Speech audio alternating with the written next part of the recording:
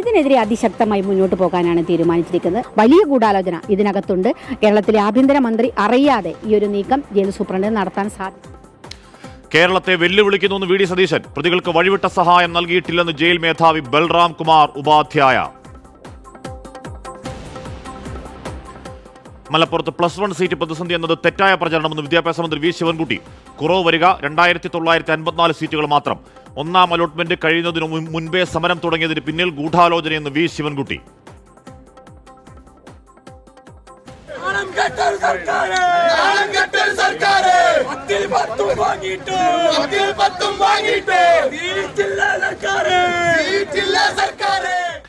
തിരുവനന്തപുരത്തും മലപ്പുറത്തും MSFന് സമരത്തിൽ സംഘർഷം. ബത്തേരി കോഴിക്കോട് ദേശീയപാത ഉപരോധിച്ചു KSU.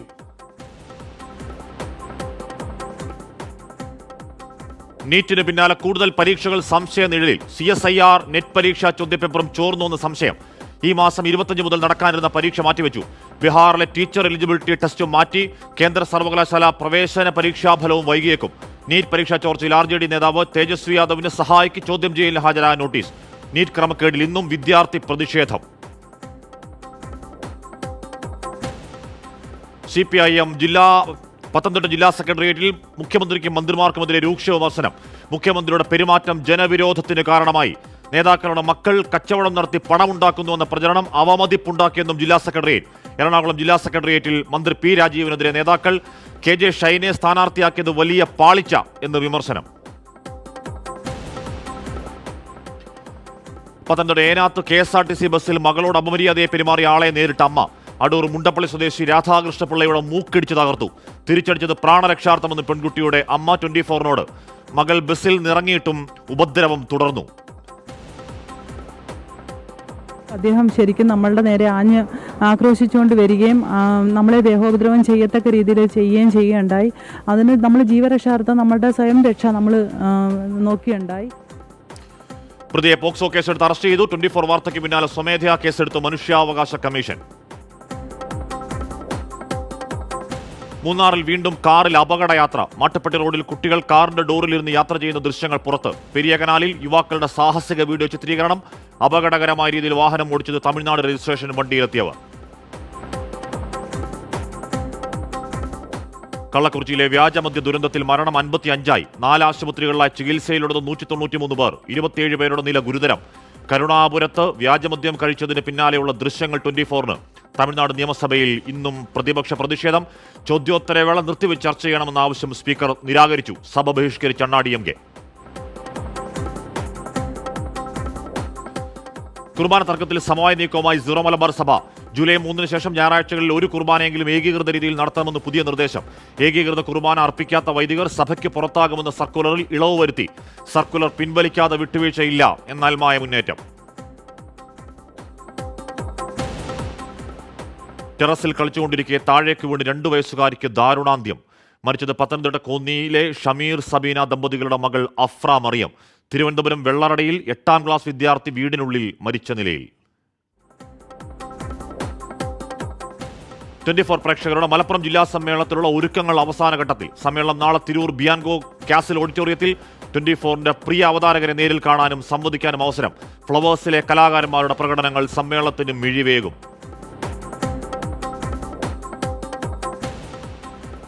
T20 ലോകകപ്പ് സൂപ്പർ 8-ൽ 2ാം ജയത്തിനായി ഇന്ത്യ. ബംഗ്ലാദേശിനെതിരായ മത്സരം രാത്രി 8-ന് ആൻഡ്യുഗയിൽ. അമേരിക്കയ്ക്കെതിരെ വെസ്റ്റ് ഇൻഡീസിന് 9 വിക്കറ്റിന്റെ തകർപ്പൻ ജയം. യൂറോ കപ്പിൽ പ്രീ ക്വാർട്ടർ ഉറപ്പിക്കാൻ പോർച്ചുഗൽ ഇന്നിറങ്ങും. പ്രതീക്ഷ നിലനിർത്താൻ ബെൽജിയത്തിന് ജീവൻ മരണ പോരാട്ടം.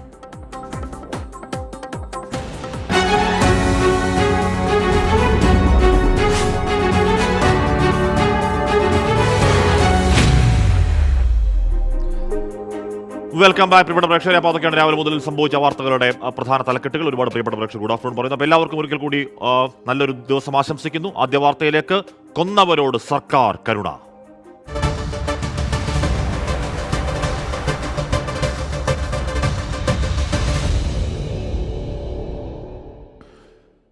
ഹൈക്കോടതി വിധി മറികടന്ന് ടി പി ചന്ദ്രശേഖരൻ കേസ് പ്രതികളെ വിട്ടയക്കാൻ സർക്കാർ നീക്കം.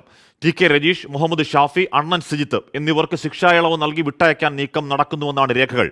പോലീസ് റിപ്പോർട്ട് തേടി കണ്ണൂർ ജയിൽ സൂപ്രണ്ട് അയച്ച കത്തിന്റെ പകർപ്പ് 24-ന് കിട്ടി.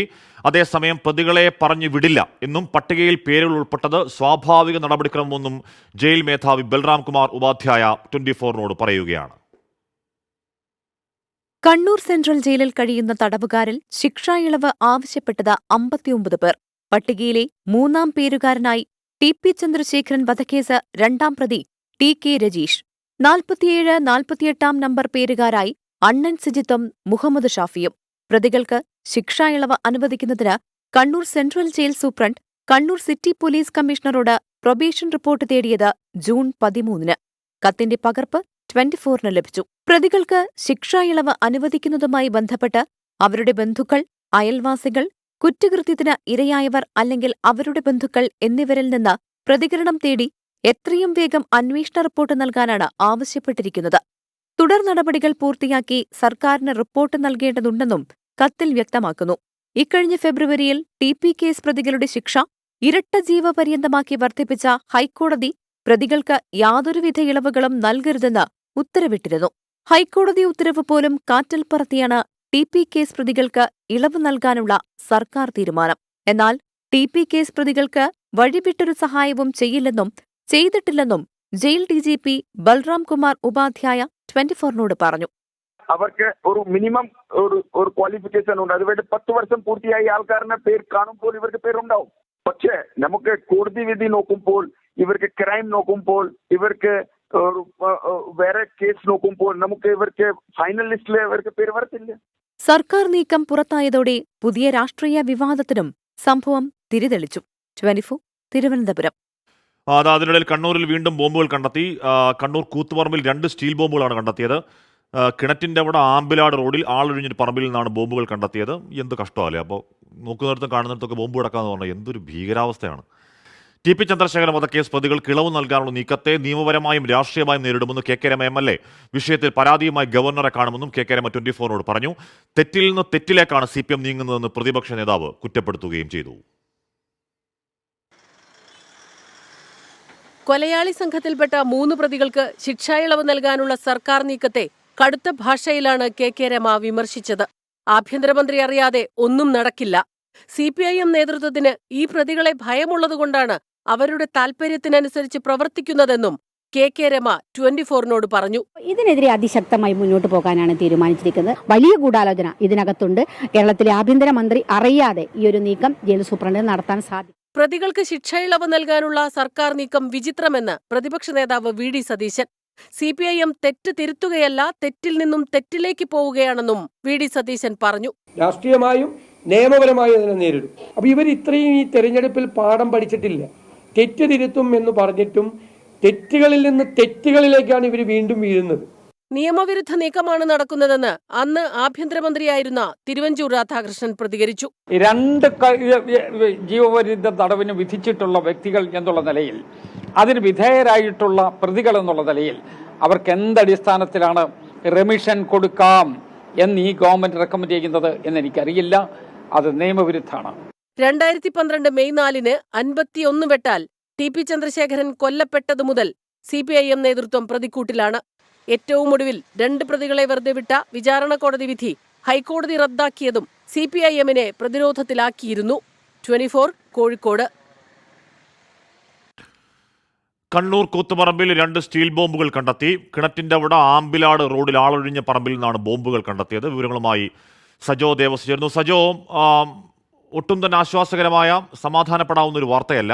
ബോംബ് പൊട്ടി ഒരു വയോധികൻ മരിച്ചതിന് പിന്നാലെ പിന്നെയും ഇത്തരം ബോംബുകൾ അവിടങ്ങളിൽ എന്താണ് മരത്തിൽ നിന്ന് വീണ് കിടക്കുന്ന കായ്ഫലങ്ങൾ പോലെ കിടക്കുക എന്നൊക്കെ പറഞ്ഞാൽ അങ്ങേയറ്റം ഭീകരമാണ്. സജോ. ഹാഷ്മി, ബോംബുകളുടെ സ്റ്റോക്കിന് കണ്ണൂരിൽ യാതൊരു കുറവുമില്ല എന്ന് സമീപകാലങ്ങളിൽ എല്ലാം വെളിപ്പെട്ടിരുന്നു. അതിന്റെ തുടർച്ച തന്നെയാണിതും. എരഞ്ഞോളിയിൽ സ്ഫോടനത്തിൽ വയോധികൻ കൊല്ലപ്പെട്ടതിന് പിന്നാലെ പോലീസും ബോംബ് സ്ക്വാഡും സംയുക്തമായി ജില്ലയുടെ വിവിധ മേഖലകളിൽ വ്യാപകമായ പരിശോധനയ്ക്ക് തുടക്കമിട്ടിരുന്നു. ആ പരിശോധനയുടെ ഭാഗമായി കൂത്തുപറമ്പിലെ കിണറ്റിന്റെ അവിടെ ആമ്പിലാട് റോഡിൽ ആളൊഴിഞ്ഞ പറമ്പിൽ പരിശോധനയ്ക്കായി എത്തി. ആ ഘട്ടത്തിലാണ് ഒളിപ്പിച്ച നിലയിൽ 2 സ്റ്റീൽ ബോംബുകൾ, ഉഗ്ര സ്ഫോടന ശേഷിയുള്ള 2 സ്റ്റീൽ ബോംബുകൾ കണ്ടെടുത്തത്. മറ്റിടങ്ങളിൽ പല സ്ഥലങ്ങളിലും പരിശോധന നടത്തിയപ്പോൾ ബോംബുകൾ കണ്ടെടുക്കാത്തൊരു സാഹചര്യം ഉണ്ടായിരുന്നു. പക്ഷേ വിവിധയിടങ്ങളിൽ വ്യാപകമായി ബോംബുകൾ നിർമ്മിച്ച് സ്റ്റോക്ക് ചെയ്തിട്ടുണ്ട്. പരിശോധനയുടെ വിവരം പുറത്തു വന്നതിന് പിന്നാലെ വ്യാപകമായി അവ മാറ്റാൻ ശ്രമം നടന്നു എന്ന വിവരം അടക്കം പുറത്തു വന്നിരുന്നു. അതുകൊണ്ട് അപ്രതീക്ഷിതമായ റെയ്ഡുകൾ നടത്തണം. അതായത് ഈ മേഖലയിൽ ഏതെങ്കിലും മുന്നറിയിപ്പുകൾ നൽകാതെയുള്ള റെയ്ഡിലേക്ക് പോകണം. സംശയമുള്ള സ്ഥലങ്ങളിലെല്ലാം റെയ്ഡ് നടത്തണമെന്ന് DIG നേരത്തെ ഈ പ്രത്യേക സ്ക്വാഡിന് നിർദ്ദേശം നൽകിയിരുന്നു. അതിന്റെ അടിസ്ഥാനത്തിൽ കൂടിയാണ് വ്യാപക പരിശോധനയിലേക്ക് പോയത്. പലയിടങ്ങളിലും ഇത്തരം സ്റ്റീൽ ബോംബുകൾ നിർമ്മിച്ച് ആളൊഴിഞ്ഞ പറമ്പുകളിൽ സൂക്ഷിക്കുകയാണ് ചെയ്തത്. അതായത് അതിന്റെ പിതൃത്വം ആരുടെയും തലയിൽ വരാതിരിക്കാനുള്ള മുൻകരുതലും ജാഗ്രതയും ഒക്കെ ഇത്തരം ക്രിമിനൽ സംഘങ്ങൾ പലപ്പോഴും സൂക്ഷിക്കാറുണ്ട്. അതിന്റെ ഭാഗമായാണ് യാതൊരു മുൻപരിചയവും ഇല്ലാത്ത ആളൊഴിഞ്ഞ പറമ്പുകൾ എന്ന് ഉറപ്പുള്ള സ്ഥലങ്ങളിലെ കുറ്റിക്കാടുകളിൽ ബോംബുകൾ സൂക്ഷിക്കുന്നത്. അത്തരം ബോംബുകളാണ് നിരപരാധികളുടെ ജീവൻ കണ്ണൂരിൽ പലതവണ പല മനുഷ്യരുടെ ജീവൻ എടുത്തത്. പക്ഷേ യാതൊരു കുറവുമില്ല. ഇത്തരം ബോംബുകൾ നിർമ്മിക്കപ്പെടുന്നുണ്ട്, അത് സ്റ്റോക്ക് ചെയ്യപ്പെടുന്നുണ്ട്, അതിനെന്തെങ്കിലും ഒരു അറുതി ഉണ്ടാകുന്നില്ല. ഈ പരിശോധനയെങ്കിലും എന്തെങ്കിലും ഫലമുണ്ടാക്കും എന്ന് പ്രതീക്ഷിക്കുകയല്ലാതെ മറ്റു വഴികളൊന്നുമില്ല. ഇത്തരം സംഭവങ്ങൾ തുടർക്കഥയാകുന്നു. അതിന് ഈ ഘട്ടത്തിൽ പോലും ഇത്തരം സംഭവങ്ങൾ നിരപരാധികളുടെ ജീവൻ ചോര ഈ മണ്ണിൽ വീണ് നനയുമ്പോഴും അതിന് കുറവൊന്നും ഉണ്ടാകുന്നില്ല. ഒടുവിലത്തെ സംഭവമാണ്. ഈ പരിശോധന തുടരുമെന്നാണ് പോലീസും ബോംബ് സ്ക്വാഡും വ്യക്തമാക്കുന്നത്. സജോ ദേവസ്യാണ് വിവരങ്ങൾ നൽകിയത്. ജോസ്ഫിൻ ജോസഫ് ചോദിക്കുന്നുണ്ട്, ഹാഷ്മി ബ്രോ ഇത് ബോംബുകളുടെ കാലമാണ് ചോദിക്കുന്നത്. എന്ന് പറഞ്ഞാൽ ഒരു ആശ്വാസം, ഇതിപ്പോൾ പോലീസ് പരിശോധനയിൽ കണ്ടെത്തുന്നതാണ്. അത്രയും നല്ല കാര്യം. എന്ന് പറഞ്ഞാൽ പോലീസിന് ഇച്ഛാശക്തി ഉണ്ടെങ്കിൽ അതിൻ്റെ പരിശോധന പൂർണ്ണാർത്ഥത്തിൽ എഫിഷ്യൻ്റായി നടത്തിക്കൊണ്ട് ഈ കുഴിബോംബ് എന്നൊക്കെ നമ്മൾ പറയില്ലേ, മൈൻ എന്ന് പറയുന്നത് പോലെ അവിടങ്ങളിൽ സൂക്ഷിച്ചിരിക്കുന്ന ഈ ബോംബുകൾ കണ്ടെടുത്ത് നിരപരാധികളുടെ ജീവൻ രക്ഷിക്കണം എന്നതാണ് ഒരു അഭ്യർത്ഥന പറയാനുള്ളത്. ടെറസിൽ കളിച്ചുകൊണ്ടിരിക്കെ താഴേക്ക് വീണ് 2 വയസ്സുകാരിക്ക് ദാരുണാന്ത്യം. പത്തനംതിട്ട കോന്നി കുമ്മണ്ണൂർ സ്വദേശികളായ ഷമീർ സബീന ദമ്പതികളുടെ മകൾ അഫ്ര മറിയം ആണ് മരിച്ചത്. ഞാൻ താഴെ കിടക്കുമായിരുന്നു. കുഞ്ഞ് വീണ പിന്നെ ഞാൻ സിറ്റൗട്ടിൽ ഇരിക്കുമായിരുന്നു. വീഴുമ്പോൾ അവിടെ വീഴുന്ന കേട്ട് ഇവിടെ കരച്ചിൽ കേട്ടാ ഞാൻ ഓടി വരുന്നത്. ഓടി വരുമ്പോൾ കുഞ്ഞിനെടുത്ത് വെച്ചുകൊണ്ടിരിക്കുന്നതാണ് കാര്യം. ഇവിടെ അടിച്ചാ വീണത്. ജോലി വിളിച്ചത്. അപ്പോൾ അതുകൊണ്ട് എല്ലാവരും പിടിച്ച് സുരക്ഷിച്ചിരുന്ന് പോകുന്നു. ശബ്ദം കേട്ടാ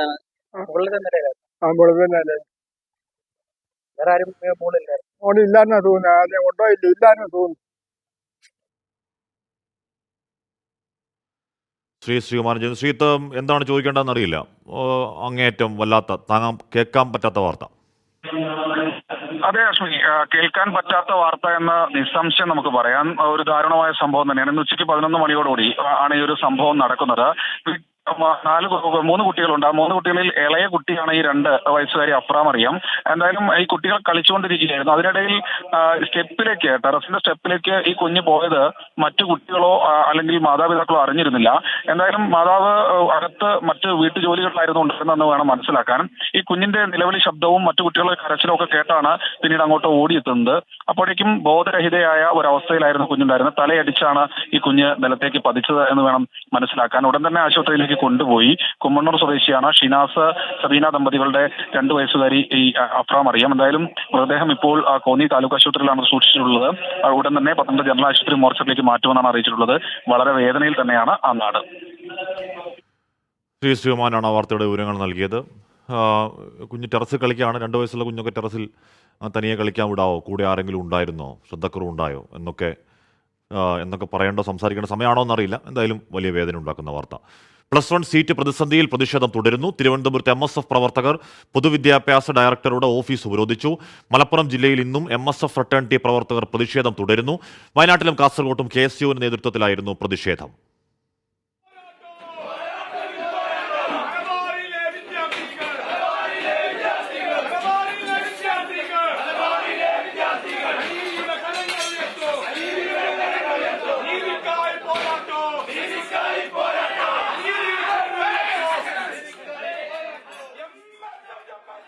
അതേസമയം മലപ്പുറത്ത് +1 സീറ്റ് പ്രതിസന്ധി എന്നത് തെറ്റായ പ്രചാരണമാണെന്ന് വിദ്യാഭ്യാസ മന്ത്രി വി ശിവൻകുട്ടി ആവർത്തിച്ചു. 1ാം അലോട്ട്മെന്റ് കഴിയുന്നതിന് മുമ്പേ സമരം ആരംഭിച്ചതിന് പിന്നിൽ ഗൂഢാലോചനയുണ്ടെന്ന് മന്ത്രി പറഞ്ഞു. ഇതൊരു രാഷ്ട്രീയ പ്രശ്നമാക്കുന്നതിന് വേണ്ടിയുള്ള പരിശ്രമം എന്ന് പറയാൻ കാരണം ഏറ്റവും കൂടുതൽ ബാച്ചുകൾ ഷിഫ്റ്റ് ചെയ്തത് മലപ്പുറം ജില്ലയിൽ തന്നെയാണ്. കഴിഞ്ഞ വർഷം ശതമാനവും കൂടുതൽ അവിടെയാണ്. അപ്പോൾ 1ാമത്തെ അലോട്ട്മെന്റ് കഴിയുന്നതിന് മുമ്പ് തന്നെ സമരം ആരംഭിച്ചു. MG പ്രതീക്ഷിച്ചിരുന്നു. പ്രതീക്ഷ അവിടെ സീറ്റ് പ്രതിസന്ധി ഉണ്ട് എന്നുള്ളത് യാഥാർത്ഥ്യമാണ്. അല്ലെങ്കിൽ വീടിനടുത്തുനിന്ന് കുറേ അധികം ദൂരെ ഇപ്പോൾ പഠിക്കേണ്ടി വരുന്ന അവസ്ഥ ഉണ്ടാകുന്നു. അതെല്ലാവർക്കും പ്രാപ്യമാകുന്നില്ല എന്ന് VD സതീശൻ പറയുന്നത് യാഥാർത്ഥ്യമാണ്. അത് പറയുന്നത് MSFO KSUO മാത്രമല്ല SFIയും പറയുന്നുണ്ട് സീറ്റ് പ്രതിസന്ധി ഉണ്ടെന്ന കാര്യം. എന്നിട്ടും വി ശിവൻകുട്ടി വിദ്യാഭ്യാസ മന്ത്രി ആദ്യം മുതലേ ആവർത്തിക്കുന്ന ഒരു പ്രതിസന്ധി ഇല്ല എന്ന് പറഞ്ഞതിനെ പ്രതിരോധിക്കുകയാണോ പ്രതീഷ്? ഹാഷ്മി, മലബാർ മേഖലയിലെ +1 സീറ്റ് പ്രതിസന്ധി യാഥാർത്ഥ്യമാണ്. പക്ഷേ വലിയ ആരോപണങ്ങൾ സർക്കാരിനെതിരെ, വിദ്യാഭ്യാസ വകുപ്പിനെതിരെ ഉയരുമ്പോഴും ചില കണക്കുകൾ നിരത്തിയാണ് നിയമസഭയ്ക്ക് സമാനമായി ഇന്നും വിദ്യാഭ്യാസ മന്ത്രി പ്രതിരോധിച്ചത്. വിദ്യാഭ്യാസ മന്ത്രി ഇന്ന് നൽകിയ വിശദീകരണം 49,906 സീറ്റുകളിൽ മലപ്പുറം ജില്ലയിൽ ഇതുവരെ കുട്ടികൾ പ്രവേശനം നേടി. ഇതിൽ 10,897 പേർ അലോട്ട്മെന്റ് നൽകിയിട്ടും പ്രവേശനം നേടാത്തവരാണ്. 21,550 ഒഴിവുകൾ ഇനി വിവിധ ക്വാട്ടകളിലായി മലപ്പുറം ജില്ലയിലുണ്ട്. 11,083 അൺഎയ്ഡഡ് സീറ്റുകളും ഒഴിഞ്ഞു കിടക്കുന്നുണ്ട്.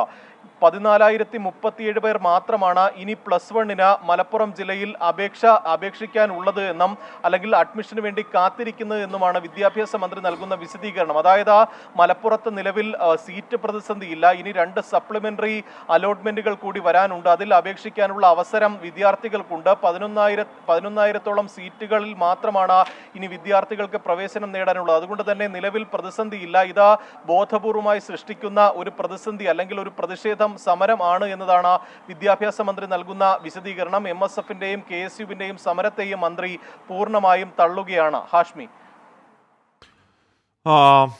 MG പ്രതീക്ഷാണ് ആ വാർത്തയുടെ വിവരങ്ങൾ നൽകിയത്. അത് യാഥാർത്ഥ്യമാണ്. അതിന് പരിഹാരം ഉണ്ടാക്കണമെന്നൊരു യാഥാർത്ഥ്യബോധം സർക്കാർ ഉണ്ടാവട്ടെ എന്നാഗ്രഹിക്കുകയാണ്. അതിലെ കണക്ക് വെച്ചുള്ള പ്രതിരോധത്തിനപ്പുറം ചോദ്യപേപ്പർ ചോർച്ചയ്ക്ക് പിന്നാലെ പൊതുപരീക്ഷാ നിയമം കേന്ദ്ര സർക്കാർ വിജ്ഞാപനം ചെയ്തു. ക്രമക്കേട് നടത്തിയാൽ 5 മുതൽ 10 വർഷം വരെ തടവും 1 കോടി രൂപ പിഴയും ശിക്ഷയാക്കും.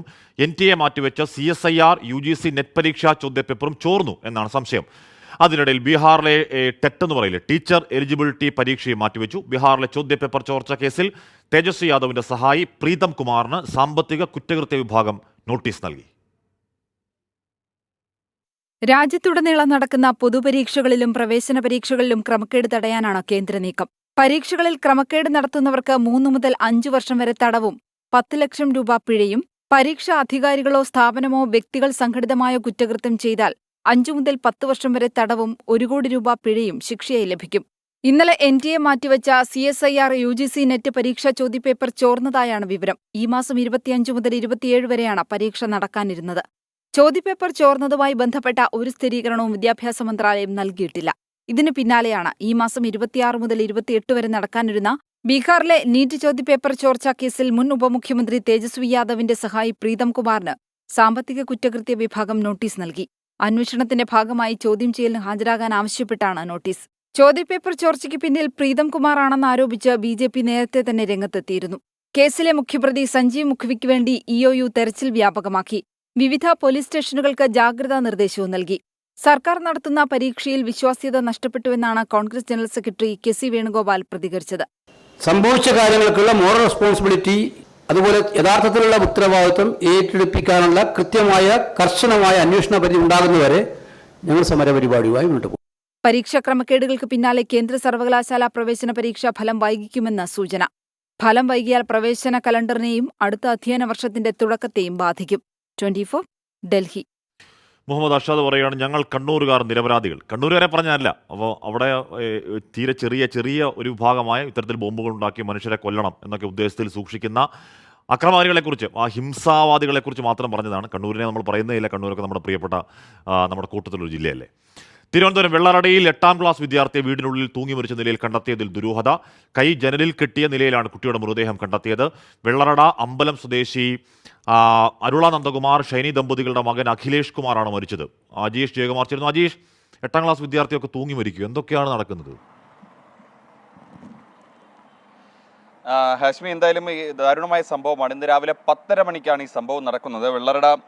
വെള്ളറടയിലെ അമ്പലം സ്വദേശിയായ അരുള നന്ദകുമാർ ഷൈനി ദമ്പതികളുടെ മകനാണ് അബി എന്ന് വിളിക്കുന്ന അഖിലേഷ് കുമാർ. ഇന്ന് സ്കൂൾ അവധിയായിരുന്നു. വാഴ്ചൽ സ്കൂളിലെ 8ാം ക്ലാസ് വിദ്യാർത്ഥിയാണ്. രാവിലെ ഈ അമ്മയും അച്ഛനും പുറത്തേക്ക് പോയിരിക്കുന്ന സമയമാണ്. അച്ഛൻ കർഷകനാണ്.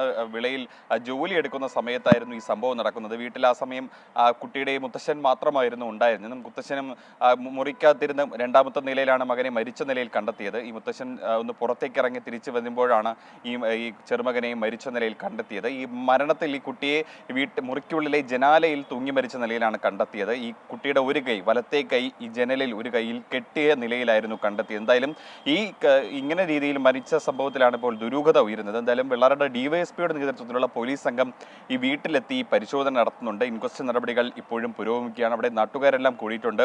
എല്ലാവർക്കും അത്ഭുതമാണ്. കാരണം 13 വയസ്സ് മാത്രമാണ് ഈ കുട്ടിയുടെ പ്രായം. അതുകൊണ്ട് ഇതിൻ്റെ കാരണം കണ്ടെത്തണമെന്ന് ഇവിടുത്തെ നാട്ടുകാരെല്ലാം ആവശ്യപ്പെടുന്നു. എന്തായാലും പോലീസ് അന്വേഷണം തുടങ്ങിയിട്ടുണ്ട്. അസ്വാഭാവിക മരണത്തിന് കേസെടുത്തിട്ടുണ്ട്.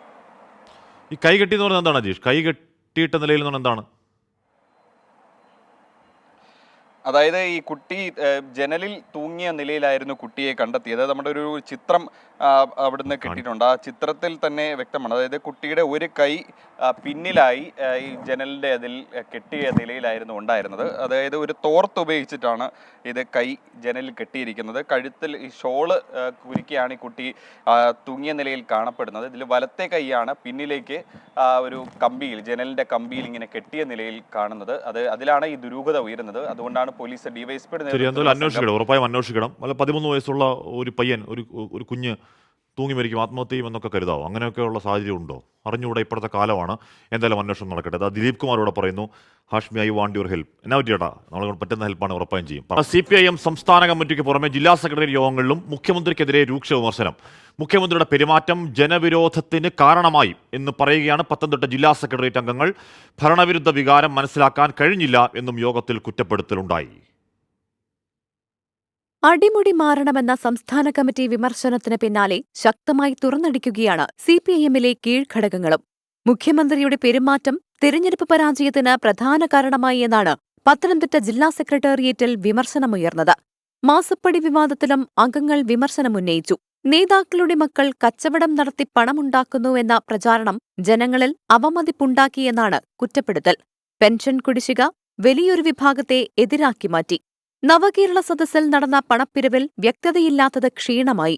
വകുപ്പുകൾ കൈകാര്യം ചെയ്യുന്ന മന്ത്രിമാർ പൂർണ്ണ പരാജയമാണെന്നും ജനങ്ങളോട് ഇടപെടുന്നതിൽ മന്ത്രിമാർക്ക് വീഴ്ചയുണ്ടായെന്നും ജില്ലാ സെക്രട്ടേറിയറ്റ് അംഗങ്ങൾ തുറന്നടിച്ചു.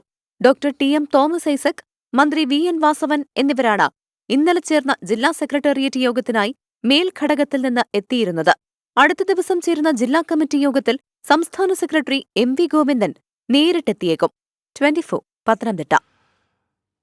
എറണാകുളം CPIM ജില്ലാ സെക്രട്ടറി യോഗത്തിൽ മന്ത്രി P രാജീവിനെതിരെയാണ് വിമർശനം. എറണാകുളത്തെ LDF സ്ഥാനാർത്ഥിയായി സംസ്ഥാന നേതൃത്വം പരിഗണിച്ചത് ചിന്താ ജെറോമിന്റെ പേരാണ്. എന്നാൽ P രാജീവും MLA KN ഉണ്ണികൃഷ്ണനും ഇടപെട്ട് KJ ഷൈനെ എറണാകുളത്ത് സ്ഥാനാർത്ഥിയാക്കിയത് വലിയ തിരിച്ചടിയുണ്ടാക്കി എന്ന് സെക്രട്ടേറിയറ്റ് വിലയിരുത്തുകയാണ്. ലോക്സഭാ തെരഞ്ഞെടുപ്പിൽ പാർട്ടിക്കേറ്റ നാണം കെട്ട തോൽവികളിലൊന്നായിരുന്നു എറണാകുളത്തേത്. സ്ഥാനാർത്ഥി നിർണയത്തിലടക്കം വീഴ്ച സംഭവിച്ചെന്നാണ് ജില്ലാ സെക്രട്ടേറിയറ്റിന്റെ വിലയിരുത്തൽ.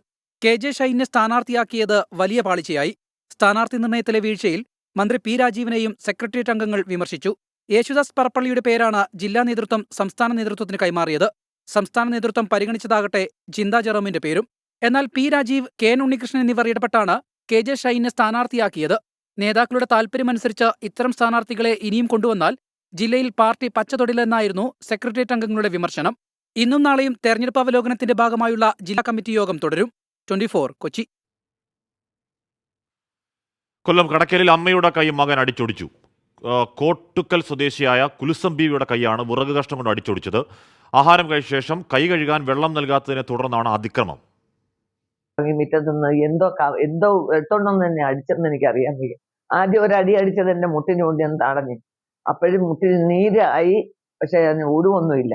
രണ്ടാമത് നീ ഉറച്ചു കര, അയൽവക്കക്കാര എന്നെ രക്ഷപ്പെടുത്തിയത്. ഉറച്ചു കരയെന്നും പറഞ്ഞ് ഒരടിയും കൂടെ അടിച്ച് കൈ വന്ന് കയ്യിൽ അടിച്ചൊടിച്ചത്. എന്റെ കയ്യേന്ന് വിളിച്ചപ്പോ അയൽവക്കക്കാർ വന്ന് എന്നെ രക്ഷപ്പെടുത്തി.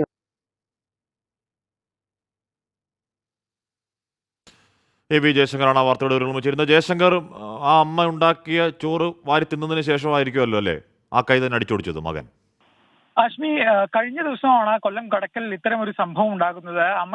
അമ്മ പാചകം ചെയ്തു വെച്ച ഭക്ഷണം കഴിച്ച ശേഷം കൈ കഴുകാൻ വെള്ളം തന്നില്ലെന്ന് ആരോപിച്ചാണ് ഇത്തരത്തിൽ അമ്മയുടെ കൈ മകൻ തല്ലിയൊടിച്ചത്. ഈ അമ്മ പറയുന്നത് പോലെ ആദ്യം കാലിനടിക്കുന്നു, പിന്നീട് കൈക്കടിക്കുന്നു. അതിനുശേഷം അമ്മ വലിയ തോതിൽ ഒച്ചയുണ്ടാക്കിയ ശേഷം നാട്ടുകാരാണ് ഈ അമ്മയെ ഓടിയെത്തി രക്ഷപ്പെടുത്തി ആശുപത്രിയിൽ എത്തിച്ചത്. ഈ മകനെതിരെ നിലവിൽ മകൻ നസറുദ്ദീനെതിരെ നിലവിൽ കടക്കൽ പോലീസ് കേസെടുത്തിട്ടുണ്ട്. ജാമ്യമില്ലാ വകുപ്പുകൾ ചുമത്തി ചുമത്തിയാണ് നിലവിൽ കേസെടുത്തിരിക്കുന്നത്. എന്തായാലും ഇത്തരത്തിൽ വളരെ സ്നേഹിച്ചുകൊണ്ടാണ് അമ്മ ഇത്തരത്തിൽ ഭക്ഷണം ഒരുക്കി വെച്ചത്.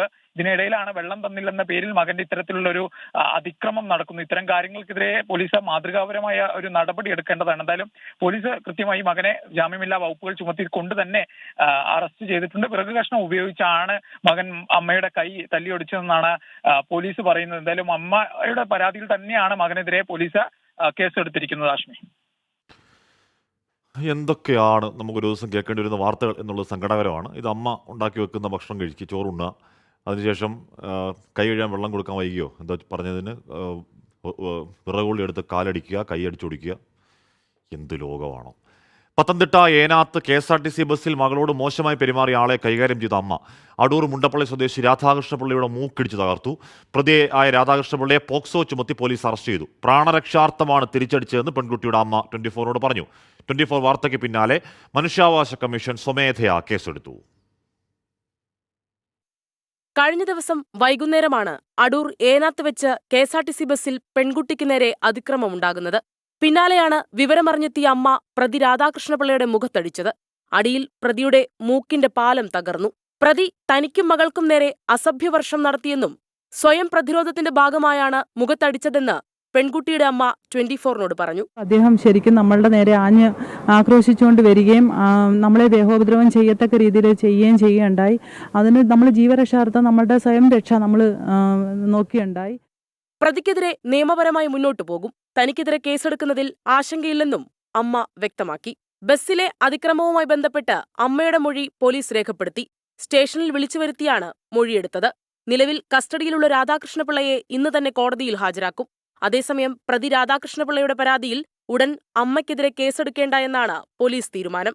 വിശദമായ മെഡിക്കൽ റിപ്പോർട്ടുകൾ ലഭിച്ച ശേഷമായിരിക്കും ഇക്കാര്യത്തിൽ തീരുമാനമെടുക്കുക. 24 കൊട്ടാരക്കര.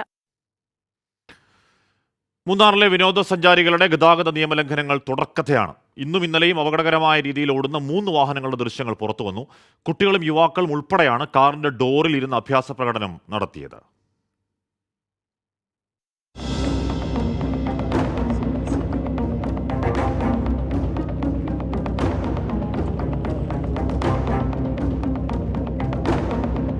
മൂന്നാറിൽ മോട്ടോർ വാഹന വകുപ്പിന്റെ പരിശോധനകൾ ഫലം കാണുന്നില്ല എന്നതിന്റെ തെളിവാണ് ഈ കാണുന്ന ദൃശ്യം. മൂന്നാർ മാട്ടുപ്പെട്ടി റോഡിൽ കേരള രജിസ്ട്രേഷനിലുള്ള സ്വിഫ്റ്റ് കാറിലാണ് കുട്ടികൾ ഡോറിലിരുന്ന് യാത്ര ചെയ്യുന്നത്. ഇതേ റോഡിൽ തന്നെയാണ് കർണാടക സ്വദേശികളായ വിനോദസഞ്ചാരികളുടെയും അപകടകരമായ യാത്ര.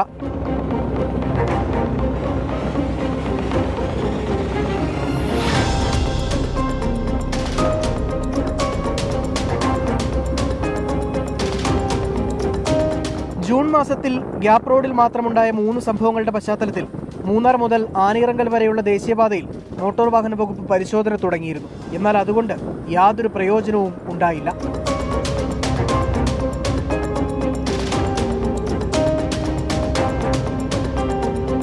ഗ്യാപ് റോഡിൽ പെരിയ കനാലിന് സമീപമാണ് തമിഴ്നാട് രജിസ്ട്രേഷനുള്ള വാഹനത്തിൽ യുവാക്കൾ സാഹസികമായി ദൃശ്യങ്ങൾ പകർത്തി ഡോറിലിരുന്ന് യാത്ര ചെയ്തത്. ഇന്ന് രാവിലെയായിരുന്നു സംഭവം. മോട്ടോർ വാഹന വകുപ്പ് മൂന്നാർ മേഖലയിൽ പരിശോധന കൂടുതൽ ശക്തമാക്കണമെന്നാണ് നാട്ടുകാരുടെ ആവശ്യം. 24 ഇടുക്കി. അപ്പോൾ നമ്മൾ ഈ കാണുന്ന വാർത്തയും MVDയുടെ നടപടിയൊന്നും ഈ കുട്ടികളൊന്നും അറിയുന്നില്ല എന്നാണ് തോന്നുന്നത്. അപ്പോൾ അല്ലെന്നുണ്ടെങ്കിൽ ഇങ്ങനെ ആവർത്തിക്കുമോ, അതോ ഇതൊന്നും നെവർ മൈൻഡ് എന്നുള്ള മാനസികാവസ്ഥയാണോന്നും അറിയില്ല. ആശ പറയുകയാണ് ഈ മകൻ വല്ല കുടിയനുമായിരിക്കും, കഷ്ടം, മദ്യമകത്തി എന്നാൽ പിന്നെ വേറെ ആളാകും, എവനൊട്ടൊക്കെ നല്ല പൊട്ടീരിൻ്റെ കുറവാണ് എന്ന് ആശ പറയുകയാണ്. അങ്ങനെ നിയമം കയ്യിലെടുക്കാൻ നമ്മുടെ നിയമവ്യവസ്ഥ അനുവദിക്കുന്നില്ല. പക്ഷേ ഇനി ആ അമ്മയുടെ നേർക്ക് കൈ പൊങ്ങാത്ത വണ്ണം ആ മകനെ, ആ യുവാവിനെ ഒന്ന് ഉപദേശിക്കേണ്ടതിൻ്റെ ആവശ്യകത ഉണ്ട് എന്നെനിക്കും തോന്നുന്നുണ്ട്. തമിഴ്നാട് കള്ളക്കുറിച്ചി വിഷമദ്യ ദുരന്തത്തിൽ മരിച്ചവരുടെ എണ്ണം 55ആയി. കള്ളക്കുറിച്ചി ആശുപത്രിയിൽ ചികിത്സയിലുണ്ടായിരുന്ന 3 പേരാണ് മരിച്ചത്. മദ്യ ദുരന്തത്തിൽ ചർച്ച ആവശ്യപ്പെട്ട് പ്രതിപക്ഷം ഇന്നും സഭ വിട്ടു. വിവിധ ആശുപത്രികളിലായി 193 പേരാണ് ചികിത്സയിലുള്ളത്. ഇതിൽ 27 പേരുടെ നില ഗുരുതരമാണ്. വിഷമദ്യം കഴിച്ച് ചികിത്സ തേടാതിരുന്ന 55 പേരെ ഇന്നലെ ആശുപത്രിയിൽ പ്രവേശിപ്പിച്ചതായി കളക്ടർ MS പ്രശാന്ത് അറിയിച്ചു. ഇന്നലെ ആശുപത്രി വിട്ട് കരുണാപുരത്തെ വീട്ടിലെത്തിയ 2 പേരെ രാത്രിയിൽ വീണ്ടും ആശുപത്രിയിലെത്തിച്ചു. വീട്ടിൽ സൂക്ഷിച്ചിരുന്ന വ്യാജമദ്യം കഴിച്ച് ഇവർ അവശനിലയിലാവുകയായിരുന്നു. ഇക്കാര്യത്തിൽ അന്വേഷണം നടത്തുമെന്ന് കളക്ടർ അറിയിച്ചു. കള്ളക്കുറിച്ചി അടിയന്തര ചർച്ച നിഷേധിച്ചതിനെ തുടർന്ന് അണ്ണാ-DMK ഇന്നും സഭ വിട്ടു. ജനങ്ങളുടെ പ്രശ്നങ്ങൾ സഭയിൽ അവതരിപ്പിക്കാൻ അനുമതി നൽകാത്തത് ജനാധിപത്യ വിരുദ്ധമാണെന്ന് പ്രതിപക്ഷ നേതാവ് എടപ്പാടി പളനിസ്വാമി പറഞ്ഞു. BJPയുടെ നേതൃത്വത്തിൽ ഇന്ന് സംസ്ഥാന വ്യാപക പ്രതിഷേധത്തിന് ആഹ്വാനം ചെയ്തിട്ടുണ്ട്. 24 കള്ളക്കുറിച്ചി. അവിടെ പോകുമ്പോൾ നമ്മൾ കണ്ടത് ഭരണകൂടത്തിന്റെ ഒത്താശയോടെ വ്യാജമദ്യ മാഫിയ തഴച്ചു വളർന്നതിന്റെ വിലയാണിന്ന് കള്ളക്കുറിച്ചി നൽകേണ്ടി വരുന്നത്. കൺമുന്നിൽ നിയമലംഘനം ഉണ്ടായിട്ടും ഒരു മഹാദുരന്തം വേണ്ടി വന്നു സർക്കാർ ഇടപെടാൻ. നഷ്ടപരിഹാരം നൽകി നികത്താവുന്നതല്ല കള്ളക്കുറിച്ചിക്ക് സംഭവിച്ച വലിയ മുറിവ്.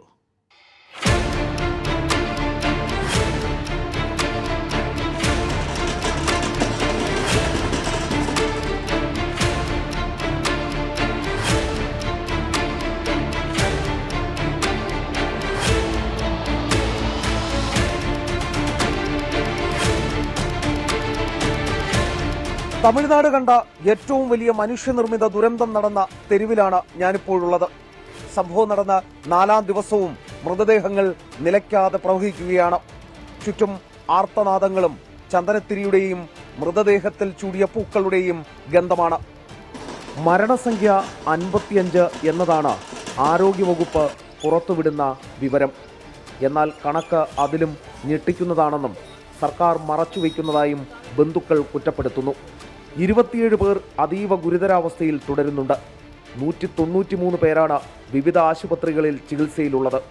വ്യാജചാരായം കഴിച്ച പലരും ആശുപത്രിയിൽ പോകാൻ കൂട്ടാക്കാത്തതും പ്രതിസന്ധി കൂട്ടുന്നുണ്ട്.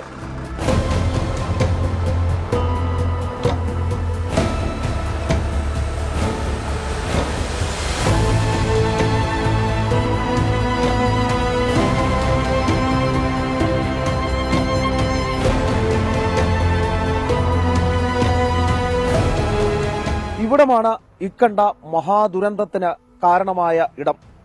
ഗോവിന്ദരാജും സംഘവും വ്യാജവാറ്റും വിൽപ്പനയും നടത്തിയിരുന്നത് ഇവിടം കേന്ദ്രീകരിച്ചാണ്. ഭയമാണ് പലർക്കും ഇവിടേക്കെത്താൻ. നിലവിൽ വ്യാജമദ്യ വിൽപ്പന കേന്ദ്രം പോലീസ് പൂട്ടിക്കഴിഞ്ഞു.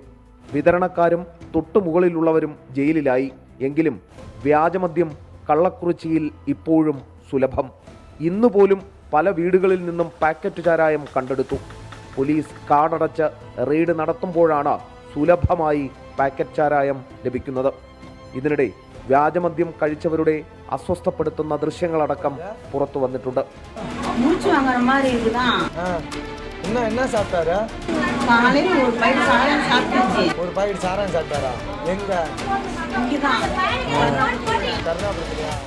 കള്ളക്കുറിച്ചിയിലെ മാത്രം പ്രശ്നമാണിതെന്ന് കരുതിയെങ്കിൽ തെറ്റി. തമിഴ്നാട്ടിലെമ്പാടും ഈ വ്യാജമദ്യ മാഫിയ ആഴത്തിൽ വേരുകളാഴ്ത്തിയിട്ടുണ്ട്. ഉദ്യോഗസ്ഥ, രാഷ്ട്രീയ, ക്രിമിനൽ മാഫിയ സംഘമാണ് ഇവരെ നിയന്ത്രിക്കുന്നത്. കള്ളക്കുറിച്ചി പോലീസ് സ്റ്റേഷൻ വാറ്റുചാരായം വിൽപ്പന കേന്ദ്രത്തിന് 300 മീറ്റർ മാത്രം അകലെയാണ്. കോടതിയും കളക്ടറുടെ ക്യാമ്പ് ഓഫീസും 1/2 കിലോമീറ്ററിനുള്ളിലുണ്ട്. എന്നിട്ടും തടയാനായില്ല ഈ മഹാദുരന്തം. മുകളിലേക്കൊന്നും ഇനി അന്വേഷണം പോകില്ലെന്ന് 100% ഉറപ്പ്. 2 കൊടും ക്രിമിനലുകൾ എങ്കിലും പിടിയിലായതോർത്ത് സമാധാനിക്കാം കള്ളക്കുറിച്ചിക്ക്.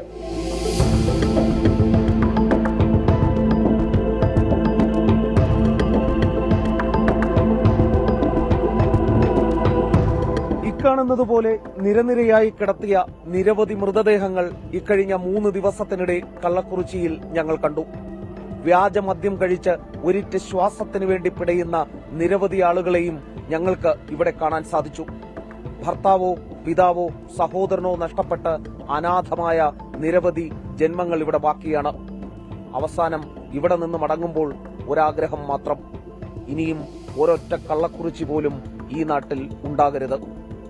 ക്യാമറാമാൻ മുഹമ്മദിനൊപ്പം എസ് ശ്രീകാന്ത്, 24 കള്ളക്കുറിച്ചി.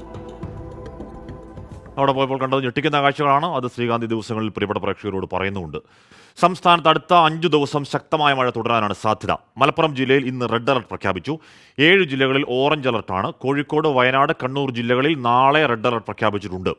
അലക്സ് മുഹമ്മദ് വിവരങ്ങൾ വച്ചിരുന്നു. അലക്സ്, എന്താണ് ഈ മണിക്കൂറുകളിൽ, വരും ദിവസങ്ങളിൽ കേരളം കാലാവസ്ഥയിൽ പ്രതീക്ഷിക്കേണ്ടത്? ഹാഷ്മി, അടുത്ത 5 ദിവസം സംസ്ഥാനത്ത് ശക്തമായ മഴ തുടരാൻ സാധ്യതയെന്ന് കേന്ദ്ര കാലാവസ്ഥാ വകുപ്പ് അറിയിക്കുന്നുണ്ട്. അതേസമയം 2 ദിവസം ഇന്നും നാളെയും അതിശക്തമായ മഴയ്ക്ക് സാധ്യതയുണ്ട് പലയിടങ്ങളിലും. അത് മാത്രമല്ല, ചില ജില്ലകളിൽ അതിതീവ്ര മഴയ്ക്കുള്ള സാധ്യത പോലും നിലനിൽക്കുന്നുവെന്ന് കേന്ദ്ര കാലാവസ്ഥാ വകുപ്പ് അറിയിക്കുന്നു എന്നുള്ളതാണ് ഏറ്റവും പ്രധാനപ്പെട്ട കാര്യം. അതിൽ മധ്യ കേരളത്തിലും വടക്കൻ കേരളത്തിലുമാണ് മഴ കനക്കാൻ സാധ്യത എന്ന പ്രവചനം കൂടി കേന്ദ്ര കാലാവസ്ഥാ വകുപ്പ് നടത്തുന്നുണ്ട്, മുന്നറിയിപ്പ് കൂടി നൽകുന്നുണ്ട്. തിരുവനന്തപുരം, കൊല്ലം ഒഴികെയുള്ള 12 ജില്ലകളിൽ ഇന്ന് മഴ മുന്നറിയിപ്പ് നൽകിയിട്ടുണ്ട്.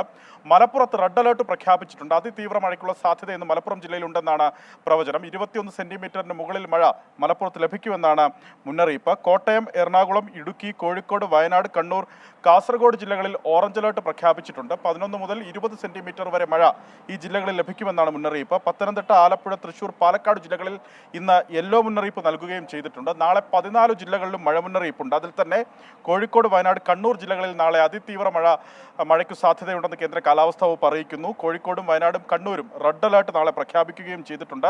അതുമാത്രമല്ല, മധ്യ കേരളത്തിലെയും വടക്കൻ കേരളത്തിലെയും 6 ജില്ലകളിൽ നാളെ ഓറഞ്ച് അലർട്ട് പ്രഖ്യാപിക്കുകയും ചെയ്തിട്ടുണ്ടെന്നുള്ളതാണ് ഏറ്റവും പ്രധാനപ്പെട്ട കാര്യം. മഴയ്ക്കൊപ്പം ശക്തമായ കാറ്റിനും ഇടിമിന്നലിനും സാധ്യതയുണ്ട് എന്ന മുന്നറിയിപ്പ് കൂടി നൽകുന്നുണ്ട്. പൊതുജനങ്ങൾ ജാഗ്രത പാലിക്കണമെന്ന് ദുരന്ത നിവാരണ അതോറിറ്റി അറിയിക്കുന്നുണ്ട്. റെഡ് അലർട്ട്, ഓറഞ്ച് അലർട്ട് പ്രഖ്യാപിച്ച പശ്ചാത്തലത്തിൽ സർക്കാർ സംവിധാനങ്ങളോട് ജാഗ്രത പാലിക്കാനും ആവശ്യമായ മുന്നൊരുക്കങ്ങൾ നടത്താനും മുന്നറിയിപ്പുണ്ട്.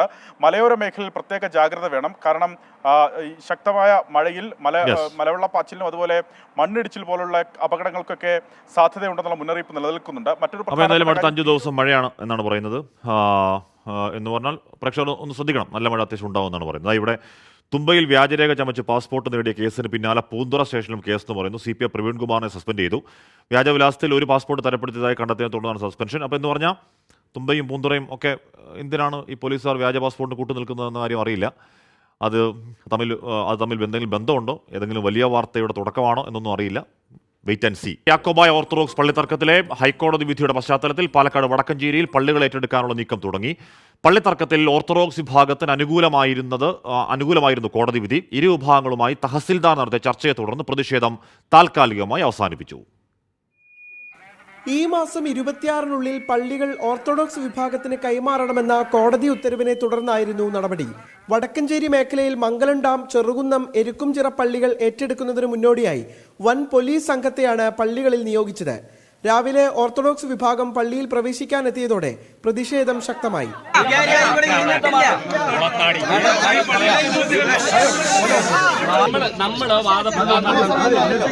കോടതി വിധി അംഗീകരിക്കുന്നു. പക്ഷേ ഭൂരിഭാഗം വരുന്ന ജനസമൂഹത്തെ സംബന്ധിച്ചിടത്തോളം ആ പള്ളി ഏത് വിശ്വാസത്തിൽ സ്ഥാപിച്ചുവോ അതേ വിശ്വാസത്തിൽ തന്നെ തുടർന്ന് പോകണമെന്ന് തന്നെയാണ്. നിലവിൽ ഇന്ന് കോടതി വയലേഷൻ മറുഭാഗം കാണിച്ചു. അതിൻ്റെ വെളിച്ചത്തിൽ അവർക്കെതിരെ കേസ് എടുത്തിട്ടുണ്ട്. അതിൻ്റെ നിയമ നടപടികളുമായിട്ട് മുന്നോട്ട് പോകുമെന്ന് തഹസിൽദാർ ടി ജയശ്രീ ഇരുവിഭാഗവുമായി ചർച്ച നടത്തി. തുടർന്നാണ് പ്രതിഷേധക്കാർ പിരിഞ്ഞുപോയത്. അവർ തടഞ്ഞ ആളുകളുടെ പേരിൽ FIR ഇട്ടുകൊണ്ട് കേസ് ഫയൽ ചെയ്യാൻ പോവാണ്. അതനുസരിച്ചിട്ട് അവരപ്പോൾ അതിൻ്റെ ഒരു കോപ്പി എടുക്കാൻ കൊടുക്കാമെന്ന് പറഞ്ഞാൽ ഡിസംബറിൽ അവർ താൽക്കാലികമായിട്ട് ഇപ്പോൾ പിരിഞ്ഞു പോയിട്ടുള്ളതാണ്. 26-ാം തീയതി വീണ്ടും കേസുണ്ട്. അപ്പോൾ 26-ാം തീയതി കേസ് കഴിഞ്ഞതിന് ശേഷമാണ് ഇനി കൂടുതൽ വിവരങ്ങൾ നമുക്ക് അറിയാൻ പറ്റുള്ളൂ.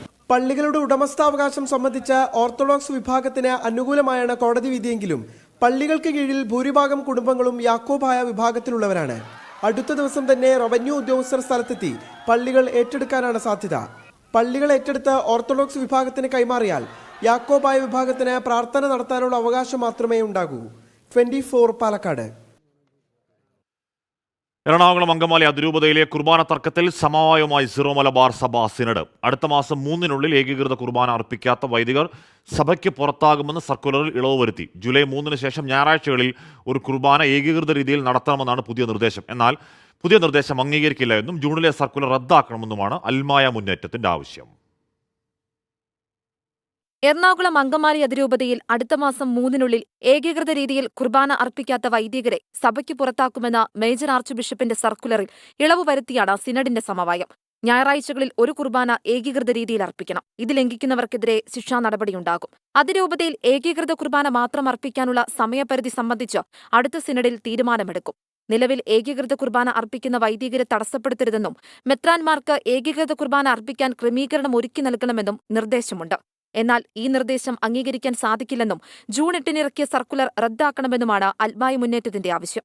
സീറോ മലബാർ സിനഡ് ഇപ്പോഴും ശക്തമായ ഒരു ലോബിയുടെ കയ്യിലാണ്. അവരാണ് നിശ്ചയിക്കുന്നത്, മേജർ ആർച്ച് ബിഷപ്പും അപ്പസ്റ്റോലിക് അഡ്മിനിസ്ട്രേറ്ററും വെറും പപ്പറ്റുകളായിട്ടാണ് ഇപ്പോൾ നീങ്ങുന്നത്. അതുകൊണ്ട് ഈ സർക്കുലറുമായി ബന്ധപ്പെട്ട ഒരു കാര്യവും ഞങ്ങളെ സംബന്ധിച്ചിടത്തോളം നിലനിൽക്കുന്നതല്ല എന്നാണ് ഞങ്ങൾക്ക് പറയാനുള്ളത്. അതിരൂപതയിൽ ജനാഭിമുഖ കുർബാന ഔദ്യോഗിക കുർബാനയായി പ്രഖ്യാപിക്കണമെന്ന ആവശ്യവും ഉന്നയിക്കുന്നുണ്ട്. ഏകീകൃത കുർബാന അർപ്പിക്കാത്ത വൈദികർക്കെതിരെ ശിക്ഷാ നടപടികൾ നിർദ്ദേശിച്ച് മേജർ ആർച്ച് ബിഷപ്പ് ഈ മാസം 9 നൽകിയ സർക്കുലർ അസാധുവായി പ്രഖ്യാപിക്കണമെന്നും അൽമായി മുന്നേറ്റം ആവശ്യപ്പെട്ടിരുന്നു. ഇവ രണ്ടും സിനഡിന് ശേഷമുള്ള പുതിയ സർക്കുലറിലും പരിഗണിച്ചിട്ടില്ല. 24 കൊച്ചി. ബിലീവേഴ്സ് ഈസ്റ്റേൺ ചർച്ചിന്റെ അധ്യക്ഷനായ ഡോക്ടർ സാമുവൽ മാർ തെയോഫിലോസ് ചുമതലയേറ്റു. വലിയ ഉത്തരവാദിത്തം എളിമയോടെ ഏറ്റെടുക്കുന്നു എന്ന് പറയുകയാണ് പുതിയ മെത്രാപ്പൊലിത്ത. തിരുവല്ലയിലെ സഭാ ആസ്ഥാനം നടന്ന അനുമോദന സമ്മേളനം മാർത്തോമാ സഭാ അധ്യക്ഷൻ ഡോക്ടർ തിയോഡോഷ്യസ് ഉദ്ഘാടനം ചെയ്തു.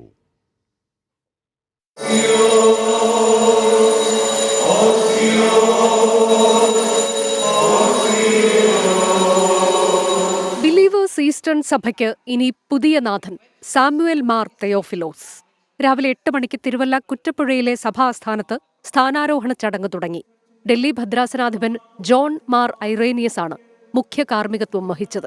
വിവിധ ശുശ്രൂഷകൾക്ക് ശേഷം സ്ഥാനചിഹ്നങ്ങൾ നൽകി തിയോഫിലോസിനെ സഭാധ്യക്ഷനായി വാഴ്ത്തി.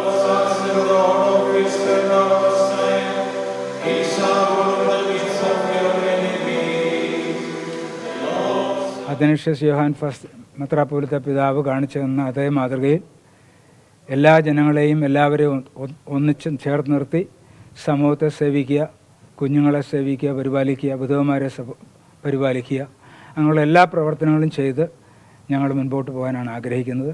പത്തനംതിട്ട റാന്നി കീക്കൊഴൂർ സ്വദേശിയാണ് പുതിയ മെത്രാപ്പൊലീത്ത. പുതിയ അധ്യക്ഷന്റെ സ്ഥാനാരോഹണ ചടങ്ങിന്റെ ഭാഗമായി നടന്ന അനുമോദന സമ്മേളനത്തിൽ രാഷ്ട്രീയ, സാംസ്കാരിക, സാമൂഹിക രംഗത്തെ പ്രമുഖർ പങ്കെടുത്തു. അത്തനേഷ്യസ് യോഹാൻ മെത്രാപ്പൊലീത്തയുടെ മരണത്തിന് ശേഷം സഭാ സിനഡ് ചേർന്നാണ് പുതിയ അധ്യക്ഷനെ തെരഞ്ഞെടുത്തത്. 24 പത്തനംതിട്ട. പാലക്കാട് CPI ജില്ലാ നേതൃത്വത്തിനെതിരെ ആരോപണവുമായി പാർട്ടിയിൽ നിന്ന് പുറത്താക്കപ്പെട്ടവർ. വരുന്ന നിയമസഭാ തെരഞ്ഞെടുപ്പിൽ പട്ടാമ്പി സീറ്റ് പേയ്മെന്റ് സീറ്റാക്കി മാറ്റിയെന്നാണ് ആരോപണം. പട്ടാമ്പി MLA മുഹമ്മദ് മുഹസിൻ നേതൃത്വവുമായി ഇടഞ്ഞു നിൽക്കുന്ന പശ്ചാത്തലത്തിൽ കൂടിയാണ് പുറത്താക്കപ്പെട്ടവരുടെ ആരോപണം. 6 കോടി CPI ആവശ്യപ്പെട്ടെങ്കിലും 3 കോടിക്ക് സീറ്റ് കച്ചവടമാക്കിയെന്നാണ് മുൻ നേതാക്കളുടെ ആരോപണം. മുഹമ്മദ് മുഹസിനുമായി CPI ജില്ലാ നേതൃത്വം ഇടഞ്ഞു നിൽക്കുന്നതിനാൽ ജില്ലാ നേതൃത്വമാണ് പട്ടാമ്പിയിലേക്ക് പുതിയ സ്ഥാനാർത്ഥിയെ കണ്ടെത്താൻ ഇടപെടൽ നടത്തുന്നത്. ഈ സാഹചര്യത്തിലാണ് സീറ്റ് വിൽപ്പനയെന്നും മുൻ നേതാക്കൾ പറയുന്നു. പട്ടാമ്പി അടുത്ത സീറ്റ് പേയ്മെന്റ് സീറ്റാണ്, അത്ര ഇപ്പോൾ പറയണല്ലോ. ഏകദേശം 3 കോടിക്ക് കച്ചവടമാക്കിയെന്നാണ് കിട്ടിയത്. 6 കോടി ആവശ്യപ്പെട്ട് 3 കോടിക്ക് കച്ചവടമാക്കിയെന്നാണ് കേട്ട വിവരം. CPI വാടാനം കൃഷി ബ്രാഞ്ച് കമ്മിറ്റി അംഗമായ കോടിയിൽ Ramakrishnan, CPI Chembra branch committee അംഗം PK സുഭാഷ്, മണ്ണാർക്കാട് മുൻ മണ്ഡലം സെക്രട്ടറി പാലോട് മണികണ്ഠൻ എന്നിവരാണ് വാർത്താ സമ്മേളനത്തിൽ പങ്കെടുത്തത്. പാർട്ടി വിരുദ്ധ പ്രവർത്തനവും സാമ്പത്തിക ക്രമക്കേടും ആരോപിച്ച് പാർട്ടിയിൽ നിന്ന് പുറത്താക്കപ്പെട്ട നേതാക്കളാണ് ആരോപണങ്ങൾ ഉന്നയിച്ചവർ എന്നാണ് CPI ജില്ലാ നേതൃത്വത്തിന്റെ പ്രതികരണം. 24 പാലക്കാട്. 6 കോടിക്ക് വിൽപ്പനയ്ക്ക് വെച്ച് 3 കോടിക്ക് ഒരു സീറ്റ് കച്ചവടമാക്കി എന്നൊക്കെ പറയാണ്. എന്താണോ എന്തോ എന്ന് പറഞ്ഞാൽ ഇപ്പോൾ ഈ പേയ്മെന്റ് സീറ്റ് എന്ന് പറയുമ്പോൾ അങ്ങനെ അങ്ങ് ഇല്ല എന്ന് പറയാനും കഴിയില്ല കേട്ടോ. നമ്മൾ ഒരു തിരുവനന്തപുരത്ത് ഒരു പേയ്മെന്റ് സീറ്റ് ആരോപണം വന്നിട്ട് തുടർച്ചയായി അന്വേഷണ കമ്മീഷൻ റിപ്പോർട്ടൊക്കെ കണ്ടവരും കേട്ടവരും ഒക്കെയാണ്. വരട്ടെ. ഷാജി പൊയ്കൽ ചോദിക്കുകയാണ്, ഹാഷ്മി നാളത്തെ ജില്ലാ സമ്മേളനത്തിന് ഹാഷ്മി കാണുമോ? പിന്നെ ഉണ്ടാകാതിരിക്കുമോ? നമ്മുടെ പ്രിയപ്പെട്ട പ്രേക്ഷകർ വരുമ്പോൾ നമുക്ക് വരാതിരിക്കാൻ പറ്റുമോ? ഉറപ്പായും ഉണ്ടാകും. അപ്പോൾ എന്തായാലും ടെലിവിഷൻ ചാനലുകളുടെ ചരിത്രത്തിൽ ആദ്യമായി പ്രേക്ഷകരുടെ ജില്ലാ സമ്മേളനവുമായി 24 ചരിത്ര നിമിഷത്തിന് സാക്ഷിയാകാൻ ഒരുങ്ങുകയാണ് ഭാഷാ പിതാവിൻ്റെ മണ്ണ്. തിരൂർ ബിയാൻകോ കാസിൽ ഓഡിറ്റോറിയത്തിൽ നാളെയാണ് മലപ്പുറം ജില്ലാ സമ്മേളനം. 24 പ്രേക്ഷകരെയും പ്രിയ അവതാരകരെയും സ്വീകരിക്കാൻ തിരൂർ ബിയാൻകോ കാസിൽ ഓഡിറ്റോറിയം ഒരുങ്ങിക്കഴിഞ്ഞു. രജിസ്ട്രേഷൻ അതിവേഗം പുരോഗമിക്കുന്നു. സമ്മേളന നഗരിയിലേക്ക് 24-നെ നെഞ്ചേറ്റിയ പ്രേക്ഷകർ ഒഴുകിയെത്തുമെന്നുറപ്പ്. അവർക്ക് ചില പദ്ധതികളും ചില പ്രഖ്യാപനങ്ങളും അതുപോലെ തന്നെ എപ്പോഴും ഈ സമ്മാനങ്ങളും മാത്രമല്ല എപ്പോഴും ഈ പ്രേക്ഷകരുടെ കൂടെ സഞ്ചരിക്കുന്ന ഒരു ചാനലാണ് ഫ്ലവേഴ്സ് 24. ഒരുപാട് ചാരിറ്റി നമ്മൾ തുടക്കം മുതലേ ചെയ്യുന്നുണ്ട്. അപ്പോൾ അതൊക്കെ എന്നും അതുകൊണ്ടാണ് ഇത്രയും ഒരു പ്രേക്ഷക സപ്പോർട്ട് നമുക്കുള്ളത്. രാവിലെ 9 മണി മുതൽ SSLC പരീക്ഷയിൽ മുഴുവൻ വിഷയങ്ങളിലും A+ നേടിയ വിദ്യാർത്ഥികളെ ആദരിക്കും. 2 മണിക്ക് ശേഷമാണ് പ്രേക്ഷക സമ്മേളനം. 24-ന് പ്രിയ അവതാരകർ പ്രേക്ഷകർക്കൊപ്പം ചേരും. ഫ്ലവേഴ്സിലെ താരങ്ങളും അണിനിരക്കും. സമ്മേളനത്തിൽ ഒളിപ്പിച്ചു വെച്ച സർപ്രൈസുകൾ അറിയാൻ മലപ്പുറത്തുകാർ ആകാംക്ഷയിലാണ്. ഒരുപാട് ചരിത്രങ്ങൾ ഉറങ്ങുന്ന മണ്ണാണ് ഈ തിരൂര്. ഒരു പുതിയ ചരിത്രം തീർക്കാൻ വേണ്ടി 24 അവരുടെ ജില്ലാ സമ്മേളനം തിരൂര് തിരഞ്ഞെടുത്തതിൽ ഞാനൊരു തിരൂർക്കാരൻ എന്നുള്ളതിലേക്ക് വളരെയധികം സന്തോഷം നൽകുന്നത്. 24 സ്ഥിരമായിട്ട് ഞങ്ങൾ കാണുന്നതാണ്. അപ്പോൾ ഇവിടെ ഞങ്ങളുടെ നാട്ടിൽ അങ്ങനെ ഒരു സമ്മേളനം നടക്കുകയെന്ന് പറയുമ്പോൾ വളരെ സന്തോഷമുണ്ട്. ജില്ലാ സമ്മേളനം വമ്പിച്ച വിജയമാക്കി തരണമെന്ന് ദൈവത്തോട് പ്രാർത്ഥിക്കുന്നു. തിരൂരിനെ 24 hours തറ്റത്തിൽ തിരൂരിനെ ആവാഹിച്ചെടുത്തിട്ടുണ്ട്. പല വിഷയങ്ങളിലും തിരൂർ അവർ നിറഞ്ഞു നിന്നിട്ടുണ്ട്. തിരൂരിൻ്റെ പൾസ് അറിഞ്ഞ ചാനലാണ് 24 hours. ജില്ലാ സമ്മേളനം ആദ്യ അവസാനം വരെ 24-ൽ തത്സമയം സംപ്രേഷണം ചെയ്യും. 24 പ്രേക്ഷകരുടെ ജില്ലാ സമ്മേളനം മലപ്പുറം തിരൂരിൽ. 24ന്റെ പ്രിയ അവതാരകരും ഫ്ലവേഴ്സ് ജനപ്രിയ താരങ്ങളും അണിനിരക്കുന്ന പ്രേക്ഷകരുടെ ജില്ലാ സമ്മേളനം നാളെ ഉച്ചയ്ക്ക് 2 മണി മുതൽ തിരൂർ ബി&കോ കാസിൽ ഓഡിറ്റോറിയത്തിൽ. തിരൂരിന്റെ മണ്ണിൽ പുതുചരിത്രം പിറക്കാൻ ഇനി മണിക്കൂറുകൾ മാത്രം. 24 തിരൂർ. രാജീവ് കെ വേറുകയാണ്. നാളെ ജില്ലാ സമ്മേളനത്തിൽ പങ്കെടുക്കാൻ എന്താണ് ചെയ്യേണ്ടത്? സംശയം ഇനി ബാക്കിയാണോ? കണ്ടോ. 24 പ്രേക്ഷകരുടെ ജില്ലാ സമ്മേളനവുമായി ബന്ധപ്പെട്ട എല്ലാ പരസ്യങ്ങളിലും നിങ്ങൾക്ക് ഇങ്ങനെ ഒരു QR കോഡ് കാണാം. രജിസ്ട്രേഷനായി ഫോണിൽ QR കോഡ് സ്കാനർ അല്ലെങ്കിൽ QR കോഡ് റീഡർ ഓപ്പൺ ചെയ്യുക. QR സ്കാനർ ഓപ്പൺ ആയാൽ കോഡിന് നേരെ പിടിച്ച് സ്കാൻ ചെയ്യാം. ഇപ്പോൾ സ്ക്രീനിൽ ഒരു ലിങ്ക് കാണാം. അതാണ് നിങ്ങളുടെ രജിസ്ട്രേഷൻ ഫോമിലേക്കുള്ള ലിങ്ക്. ഇപ്പോൾ നിങ്ങൾ രജിസ്ട്രേഷൻ ഫോം തുറന്നു കഴിഞ്ഞു. ഫോമിന്റെ തുടക്കത്തിൽ തന്നെ ഒരു ചോദ്യമുണ്ട്. നിങ്ങൾ SLC പരീക്ഷയിൽ എല്ലാ വിഷയങ്ങളിലും A+ നേടിയ വിദ്യാർത്ഥിയാണോ? യെസ് നോ എന്ന 2 ഓപ്ഷനുമുണ്ട്. സംശയം വേണ്ട, എല്ലാ വിഷയങ്ങളും A+ നേടിയ വിദ്യാർത്ഥിയാണ് നിങ്ങളെങ്കിൽ യെസ് എന്ന് മാർക്ക് ചെയ്യാം. ഇനി അതല്ല, സമ്മേളനത്തിൽ പങ്കെടുക്കാനാണെങ്കിൽ നോ എന്ന് മാർക്ക് ചെയ്യാം. ആദ്യ കോളത്തിൽ പേര്, അടുത്ത കോളത്തിൽ മേൽവിലാസം എഴുതുമ്പോൾ വീട്ടുപേര്, പ്രദേശം, ഏറ്റവും എളുപ്പത്തിൽ ഒരു കത്ത് കിട്ടാൻ പാകത്തിന് വീട്ടു നമ്പർ, ലെയിൻ, ഏറ്റവും അടുത്തുള്ള ലാൻഡ്മാർക്ക് എന്നിവ സൂചിപ്പിക്കുക. DOB എന്ന് കാണുന്നിടത്ത് ജനന തീയതി, ഇമെയിൽ മേൽവിലാസം രേഖപ്പെടുത്താനുള്ള കോളമാണ് 4-മതുള്ളത്. 5-മതായി ഫോൺ നമ്പറും പൂരിപ്പിച്ച് സെൻഡ് ബട്ടൺ അമർത്തുക. ഇനി നിങ്ങളൊരു വിദ്യാർത്ഥിയാണ്, യെസ് എന്നാണ് മാർക്ക് ചെയ്തതെന്ന് കരുതുക. രജിസ്ട്രേഷൻ ഫോമിൽ ചില കോളങ്ങൾ കൂടി പ്രത്യക്ഷപ്പെടും. 1 സ്കൂളിന്റെ പേര്, 2 മാർക്ക് ലിസ്റ്റ് അപ്ലോഡ് ചെയ്യാനുള്ള ഓപ്ഷൻ, 3 താലൂക്ക്. ഇനി സെൻഡ് ബട്ടൺ അമർത്തി രജിസ്ട്രേഷൻ പൂർത്തിയാക്കാം. നിങ്ങളുടെ ഏത് സംശയത്തിന് മറുപടി പറയാൻ ഞങ്ങൾ റെഡിയാണ്. ഒന്ന് വിളിച്ചാൽ മാത്രം മതി. 8111991260, 8111991602. അപ്പോൾ മറക്കണ്ട, ജൂൺ 23 ഞായറാഴ്ച 24 പ്രേക്ഷകരുടെ ജില്ലാ സമ്മേളനം മലപ്പുറത്ത്. ഏവർക്കും സ്വാഗതം. ഇനി കാൽപന്തോളം. കോയറോൺ മാട്രസസ് യൂറോ കോപ്പ കാൽപന്തോളം സമർപ്പിക്കുന്നത് Coiron mattresses. Sleep better, live better.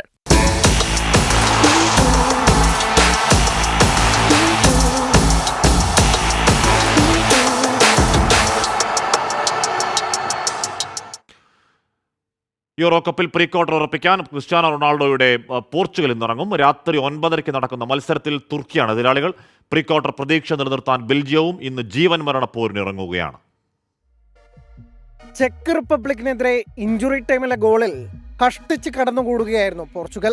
Cristiano റൊണാൾഡോയും റാഫേൽ ലിയോയും ബ്രൂണോ ഫെർണാണ്ടസും ബെർണാഡോ സിൽവയും ഒക്കെ ഉണ്ടായിട്ടും ഗോൾ വല നിറയ്ക്കാൻ പറങ്കികൾ പാടുപെട്ടു. മുന്നേറ്റത്തിലെ ഒത്തിണക്കമില്ലായ്മയും ഫിനിഷിംഗിലെ പോരായ്മയും തന്നെ പ്രശ്നം. റൊണാൾഡോയെ ഫ്ലോട്ടിംഗ് നമ്പർ 10-ആയും ബ്രൂണോ ഫെർണാണ്ടസിനെ ഡിഫൻസീവ് മിഡ്ഫീൽഡറോ റോളിലും കളിപ്പിച്ച മാർട്ടിനസിന്റെ തന്ത്രം പാടെ പാളി. തുർക്കിക്കെതിരെ ഇറങ്ങുമ്പോൾ തന്ത്രങ്ങൾ അടിമുടി മാറ്റിയില്ലെങ്കിൽ പണിയുറപ്പ്. ജോർജിയെ ആവേശപ്പോരിൽ തോൽപ്പിച്ചാണ് തുർക്കി തുടങ്ങിയത്. 2008 യൂറോയിൽ സെമിയിലെത്തിയതുപോലൊരു സ്വപ്നക്കുതിപ്പാണ് തുർക്കിയുടെ ലക്ഷ്യം. യുവതാരം ആർദ ഗൂളറിന്റെ ചോരത്തിളപ്പിലാണ് തുർക്കിയുടെ പ്രതീക്ഷകൾ. സ്ലോവാക്യയോട് തോറ്റു തുടങ്ങിയ ബെൽജിയത്തിന് റുമേനിയക്കെതിരെ ഇന്ന് ജീവൻ മരണ പോരാട്ടം. ഇന്നുകൂടി കാലിടറിയാൽ ബെൽജിയത്തിന്റെ സുവർണ തലമുറയ്ക്ക് ഒരിക്കൽ കൂടി കിരീട പ്രതീക്ഷകൾ അവസാനിപ്പിച്ച് മടങ്ങാം. രാത്രി 12:00-ക്കാണ് ഈ മത്സരം. വൈകിട്ട് 6:00-ക്ക് നടക്കുന്ന മത്സരം ജോർജിയയ്ക്കും ചെക്ക് റിപ്പബ്ലിക്കിനും ഒരുപോലെ നിർണായകം. തുടർച്ചയായ 2ാം കളിയിലും തോറ്റാൽ അവസാന 16-ൽ ഇരുകൂട്ടരും കാണില്ല. Sports desk 24. ലില്ലി ചോളി പറയുകയാണ്, ഇന്നലത്തെ എൻകൗണ്ടറിന് അവസാനം ഒരു കൊച്ചിൻ്റെ എഴുത്ത് വായിച്ചത് ഹൃദ്യമായി. കുഞ്ഞുങ്ങളുള്ള കരുതൽ നാട്ടിലായിരുന്നെങ്കിൽ എൻ്റെ ബുക്സ് കളക്ഷൻ മുഴുവൻ കൊടുത്തേനെ. വായന കുട്ടികൾക്ക് അത്യാവശ്യമാണെന്ന് പറയുകയാണെന്ന് പറഞ്ഞാൽ അത് നീൽജോ എന്ന് പറഞ്ഞ ദേവമാതാ തൃശ്ശൂർ CMI പബ്ലിക് സ്കൂളിലെ 6ാം ക്ലാസ് വിദ്യാർത്ഥിയായിരുന്നു. അവൻ്റെ ആവശ്യം ഞാൻ ഇന്നലെ പറഞ്ഞിരുന്നു. അവൻ തൃശ്ശൂർ പബ്ലിക് ലൈബ്രറിയിലെ അംഗമാണ്. അവിടെ ആവശ്യത്തിന് പുസ്തകങ്ങളില്ല. സുരേഷ് ഗോപിക്ക് എഴുതിയ കത്താണ്. സുരേഷ് ഗോപി, കേന്ദ്രമന്ത്രി ശ്രീ സുരേഷ് ഗോപിയുടെ ശ്രദ്ധയിൽപ്പെട്ടുണ്ടോ എന്നറിയില്ല. ശ്രദ്ധയിൽപ്പെട്ടിട്ടില്ലെങ്കിൽ സുരേഷ് ഗോപി അല്ലെങ്കിൽ മറ്റാരെങ്കിലും ആ കുട്ടിയുടെ 6ാം ക്ലാസ്സുകാരനായ വിദ്യാർത്ഥിയുടെ അവിടെ പബ്ലിക് ലൈബ്രറിയിൽ അവർക്ക് ആവശ്യമുള്ള പുസ്തകങ്ങളില്ല എന്ന ആവശ്യം പരിഗണിക്കണമെന്ന് ഒരിക്കൽ കൂടി അഭ്യർത്ഥിക്കുകയാണ്.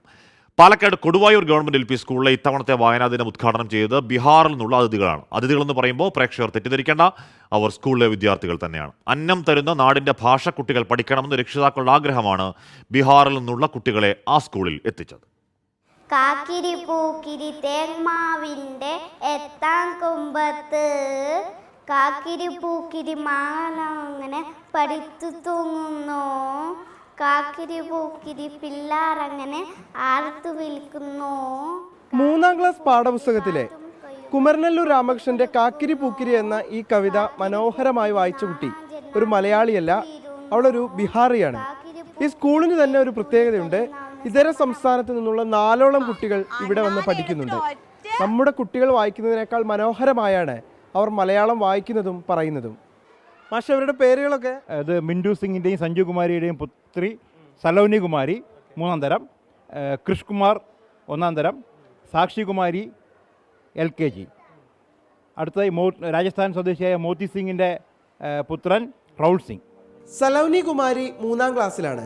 കഴിഞ്ഞ വർഷമാണ് സ്കൂളിലെത്തിയത്. കൂട്ടുകാർക്കൊപ്പം കൂടി നന്നായി മലയാളം പഠിച്ചു. വീട്ടിൽ ഹിന്ദിയാണ് സംസാരിക്കുക, സ്കൂളിൽ മലയാളവും. മോൾ എങ്ങനെ മലയാളം ഇങ്ങനെ നന്നായിട്ട് പറയാനൊക്കെ പഠിച്ചത്? ആദ്യമായിട്ട് നാട്ടിൽ വന്നപ്പോൾ 2ാം ക്ലാസ്സിൽ പഠിച്ചപ്പോൾ ഫ്രണ്ടൊക്കെ കുറച്ച് പറഞ്ഞത് അങ്ങനെ. അപ്പം നീ നന്നായിട്ട് പറയാൻ പഠിച്ചു അല്ലേ? വായിക്കാനൊക്കെ അറിയോ മോക്ക്? വീട്ടിൽ നിങ്ങൾ എന്താ സംസാരിക്കുക? ഹിന്ദിയിൽ നന്നായിട്ട് സംസാരിക്കുക. സലൗനിയുടെ സഹോദരൻ കൃഷ്ണുകുമാറും സഹോദരി സാക്ഷി കുമാരിയുമൊക്കെ ഇതേ സ്കൂളിലാണ് പഠിക്കുന്നത്. വസ്ത്രവ്യാപാരത്തിന് പാലക്കാട്ടെത്തിയ ഇവരുടെ പിതാവ് മിൻറ്റു കുമാർ പിന്നീട് മടങ്ങിപ്പോയില്ല. ഭാര്യ സഞ്ജു കുമാരിക്കൊപ്പം ഇപ്പോൾ കൊടുവായൂരിൽ തന്നെ താമസം. നല്ല പ്രൊണൗൺസിയേഷനോട് കൂടിയാണ് ഇന്നലെ അവർ വായിക്കുന്നത്. അതാണ് മലയാളം സാധാരണ എനിക്കുമ്പോഴും, ഞാൻ തമിഴായതുകൊണ്ട് എനിക്കുമ്പോഴും പ്രൊണൗൺസിയേഷൻ കിട്ടില്ല. പക്ഷെ അവളുടെ പ്രൊണൗൺസിയേഷൻ നല്ല ഇതായിരുന്നു.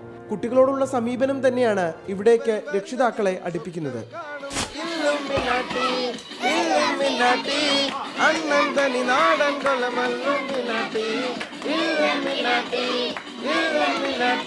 രാജീവ് സുദേവിനൊപ്പം നിഖിൽ പ്രമേഷ്, 24 പാലക്കാട്. മൊബൈൽ ഇലക്ട്രോണിക് ഗൃഹോപകരണ വിപണിയിൽ കേരളത്തിലെ പ്രമുഖ ബ്രാൻഡായ മൈജി ഫ്യൂച്ചറിന്റെ പുതിയ ഷോറൂം കട്ടപ്പനയിൽ പ്രവർത്തനം ആരംഭിച്ചു.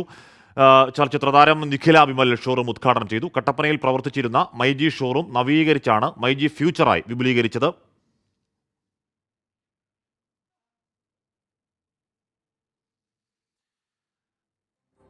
അപ്പോൾ പ്രിയപ്പെട്ട പ്രേക്ഷകരെ, നമ്മുടെ ഉച്ചവാർത്ത യാത്ര തൽക്കാലം പൂർണ്ണമാകുന്നു. ഇനി